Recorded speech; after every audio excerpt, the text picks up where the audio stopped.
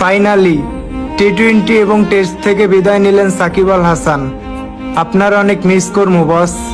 আপনি আমাদের দেশের জন্য অনেক কিছু করছেন, তার বিনিময়ে আপনাকে নিয়ে ট্রল করা ছাড়া আমরা কিছুই করতে পারি নাই। কথা আছে না, থাকতে মানুষ মূল্য দেয় না, হারিয়ে গেলে পরে ঠিকই খোঁজে। হয়তোবার ক্রিকেট খেলাটা আগের মতো দেখা হবে না, কারণ যেই মানুষটার জন্য ক্রিকেট খেলা দেখতাম সেই মানুষটাই অবসর নিয়ে নিয়েছে। পুরা দুনিয়ার ক্রিকেট প্রিয় মানুষ তোমাকে মিস করবে বস।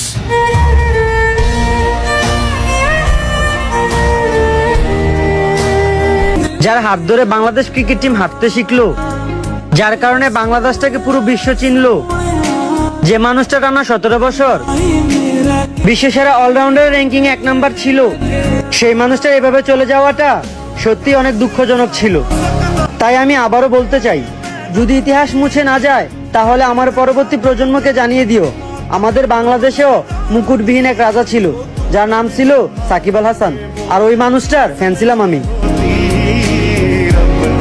ক্রিকেট টিমে প্রতিবাদ করার মতো একজন লোকই ছিল, যে কিনা প্রতিবাদ করার কারণে 2 বছর যাবত ক্রিকেট টিমের বাইরে ছিল। ওই মানুষটাকে সারা বিশ্বকে কাঁদিয়ে আজকে অবসরের ঘোষণা দিল।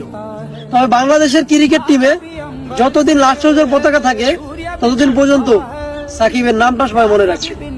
সাকিবের ফ্যান থাকলে আমার ভিডিওর কমেন্টে সারা দাও তোমরা।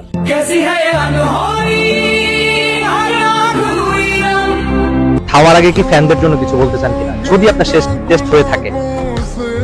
না, আসলে তারা সবসময় সাপোর্ট করেছে, আসলে তাদের জন্য মনে হয় আরো খেলতে থাকি, বাট সবকিছুর একটা শেষ আছে।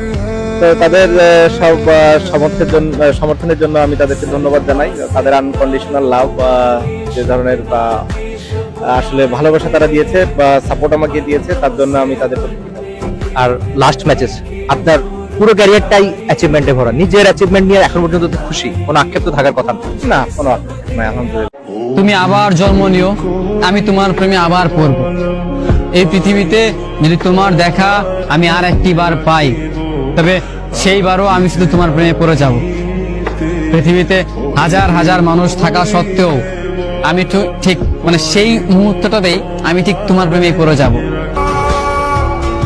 আমার বাবা সবসময় একটা কথাই বলতো, সময় থাকতে নিজের পায়ে দাঁড়া। কারণ আমার বাবা জানতো আত্মীয় স্বজন খোঁজ খবর রাখে না তাদের প্রয়োজন ছাড়া।